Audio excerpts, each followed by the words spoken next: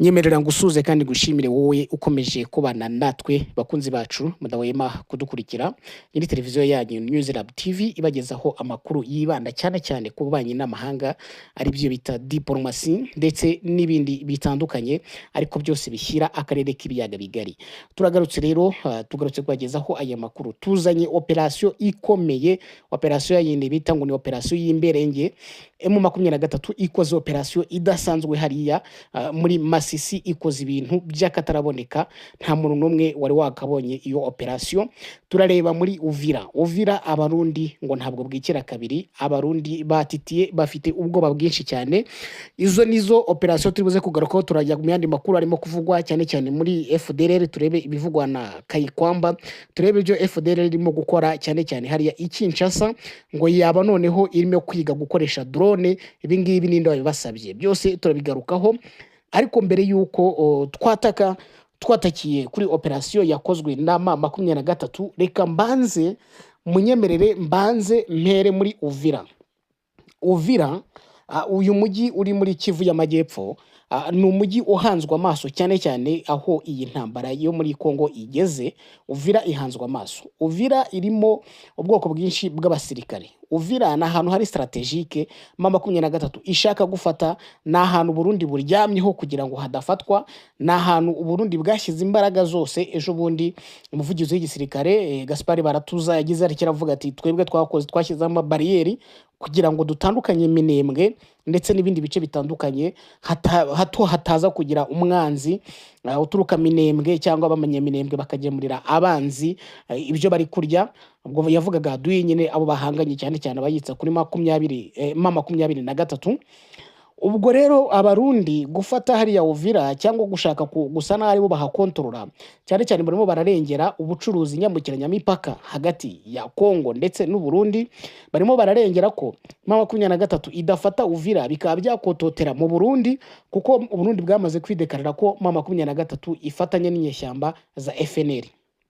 Hagati aho ngoro akaba ikindi kibazo kivuga ngo Lady Tabara nizo nyeshyamba bavuga yuko zifatanya na M23 Murambo barira, bakavuga ko rero M23 iramutse ifashe hariya Lady Tabara nayo yahita yataka mu Burundi ifashijwe na M23.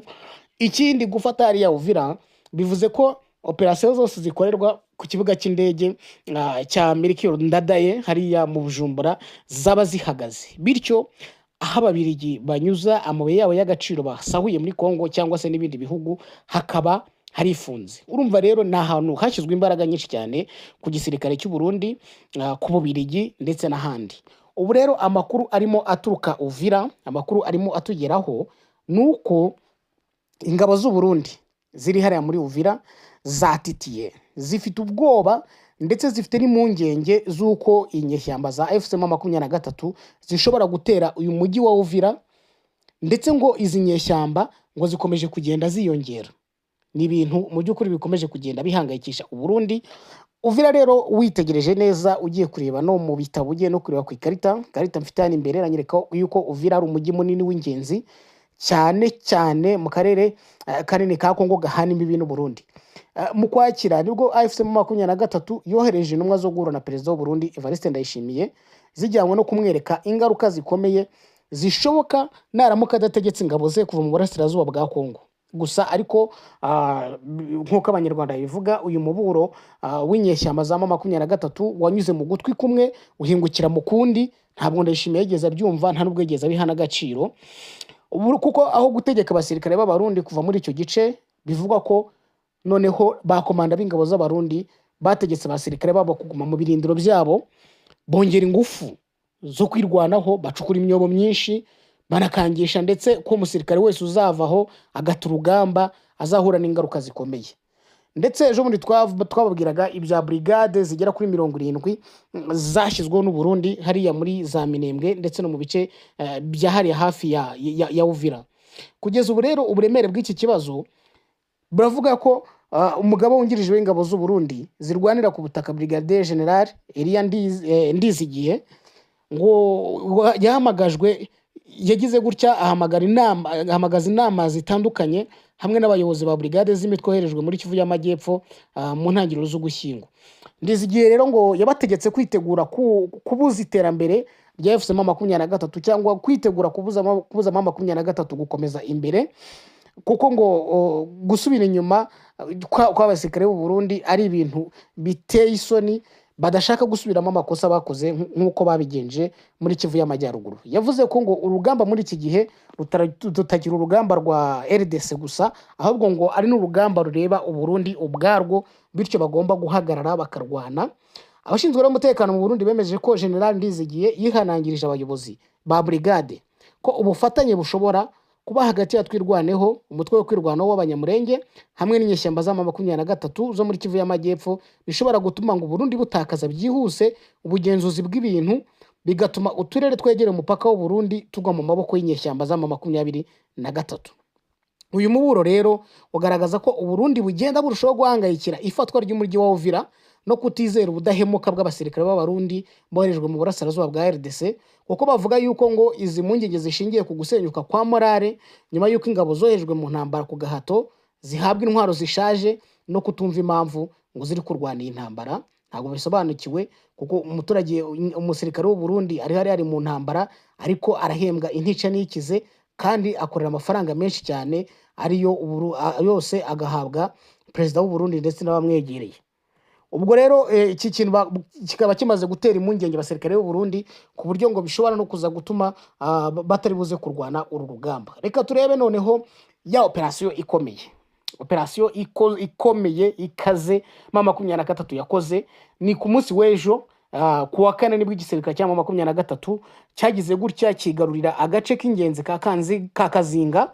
Kana agace gaherereye muri teritwari ya Masisi, nyuma y'urugamba rukomeye rw'injyana mugabo rwari rumaze igihe rwarabaye imberenge, mbese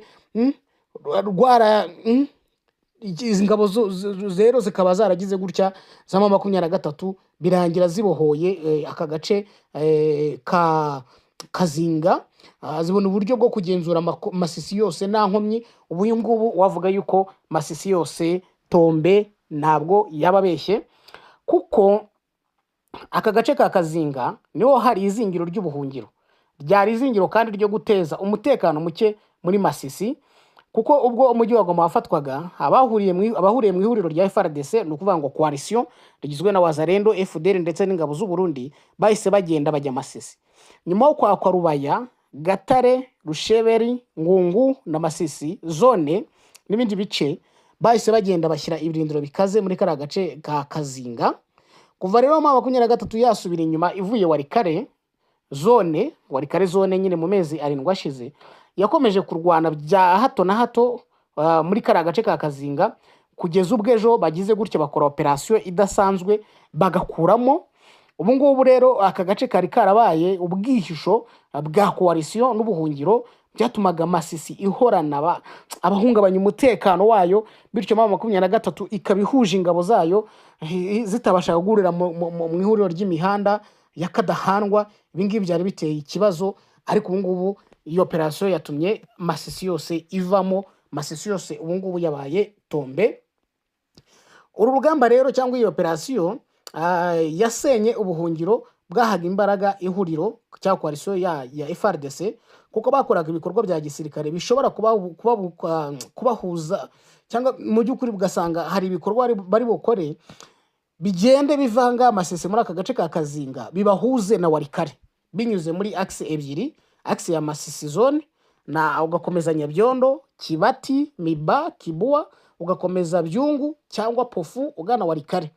Abazalendo kandi bashoboraga gukoresha axe ya Bihambwe, Rubaya, Kibabi, Gatoyi, ugakomeza Ntoto ukinjira Byungu ukajya Warikare. Urumva connection yabo rero irasa naho gufata kano gace byatumye iyo connection yose itakara. Abantu bazi muri biriya bice aka gace kandi mu by'ukuri kabaye amahirwe akomeye cyane kuri M23, kuko gahuje ingabo za M23 ziva muri axe ya mbere ya Masisi zone zatandukanywaga n'urukuta rwa Kazinga unyuze Kibabi, Cyugi, Gatobotobo na Byungu.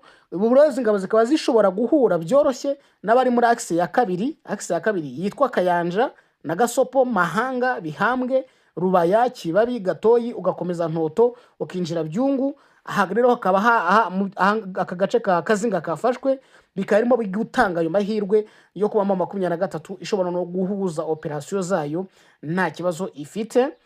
Amakuru ahari nuko muri ka gace M23 ishobora gukora ibikorwa bya gisirikare biyoroheye birimo guhiga abagize coalition baherereye mu gace ka Gatoyi cyangwa se groupement ya Bugabo, bakabahiga mu buryo bworoshye. Iyi rero Kazinga kugira ngo mve ubukana yari ifite yabagamo regiment ya FARDC yarimo ibigo bitanu bya gisirikare irewe na Colonel Moko we wahunze imirwano kuwa kane mu gitondo akajya Warikare. Imirwano yari imaze iminsi rero ikaba yasize FARDC na Wazalendo bahasize ubuzima, ndetse M23 ikaba yamaze kwigarurira aka gace ka Kazinga.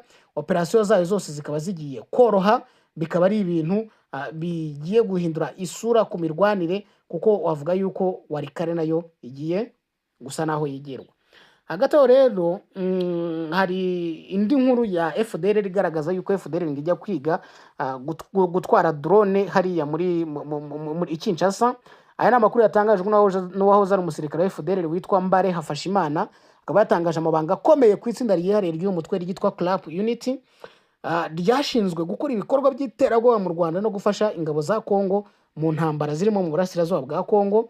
Uyu Hafashimana akavuze ko Club Unity igizwe n'abarwanyi bagera kuri 600 batoranyijwe mu basirikare barangije amahugurwa rusange ya FDLR, hanyuma bagakora n'andi masomo yihariye yitwa Commando Force.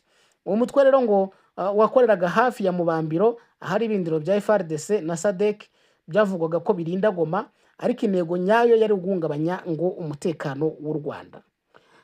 Colonel Ruhinda niwe wayoboraga Club Unity, ariko yapfuye mu buryo butangaje nyuma yo guterwa grenade mu gitanda cye. Ibyo byateje amacakubiri hagati y'amashami abiri ya FDLR ariyo Club ndetse na Foka. Uyu Hafashimana avuga ko Club yakoranaga byafi n'ingabo za FARDC ndetse ikagira abahuza bikorwa i Kinshasa. Umwe muri bo ni Lieutenant Fidel Niyonzima ukomoka i Rugari, ushinzwe kwakira inkunga, intwaro n'amafaranga aturuka mu bayobozi ba FARDC ndetse n'abari mu mahanga bashyigikira FARDC. Uyu Niyonzima ngo yakoranaga hafi na Omega Pacific General Nawunguka, ushinzwe ibikorwa bya gisirikare, itumanaho n'imari hagati ya FARDC na FDLR. Nubwo ariko ngo FARDC na FDLR na Wazalendo bose bagombaga guhabwa amafaranga 50,000 buri kwezi y'abanyekongo, Hafashimana yavuze ko abakomando ba FARDC aribo bajyaga biba amafaranga yagenewe abarwanyi ba FDLR ntabagereho. Mu kwezi rero ngo kwa Nyakanga kwezi kwa 7 FARDC yasabye FDLR kohereza abarwanyi bafite ubumenyi mu by'ikoranabuhanga ko bajya kwiga gukoresha drone i Kinshasa. Hafashimana akaba yavuze ko abarwanyi 16 ba FDLR batoranyijwe bajyanwa i Kinshasa mu rwego rwo kongera ubushobozi bwa FARDC mu gukoresha izo ntwaro zifashishwa cyane mu ntambara ziri kubera muri Kivu y'Amajyepfo. Ayo n'andi mabanga y'uburyo FDLR ikorana na FARDC atugezeho, ariko nanone ibyo ngibyo bikaba bivuguruza ibyatangajwe na Minisitiri w'Ububanyi n'Amahanga wa Kongo, Madame Kayikwamba Wagner, wavuze yuko nta hantu mu by'ukuri FDLR ihurira na FARDC ndetse ngo ntari ubufasha babaha. Ibintu byatunguye abantu benshi, baravuga bati ibintu ntago bishoboka. Ni gute Kayikwamba atazi ko FDLR ihabwa ubufasha na FARDC? Ibintu rero bikaba byatumye abantu bakomeza kwibaza bati ibi bintu biri buze kugenda gute niba Kongo igikomeje gutsimbara rivuga ko idaha ubufasha FDLR, ese izabasha kuyisenya ite? Ni ibintu abantu bakomeje kwibaza. Ese nibyaba ari bya bintu bavuga ariko kubishyira mu bikorwa bigakomeza kunanirana? Reka dukomeze tubihanga amaso turebe aho biva naho byerekera, kuko nkuko bikunze kugaragara Kongo musinyana amasezerano menshi ariko bagashyira mu bikorwa makeya. Reka rero tubashimire, tubateguze ko dukomeje kubategurira andi makuru turuze kwagezaho mu masaha ari imbere.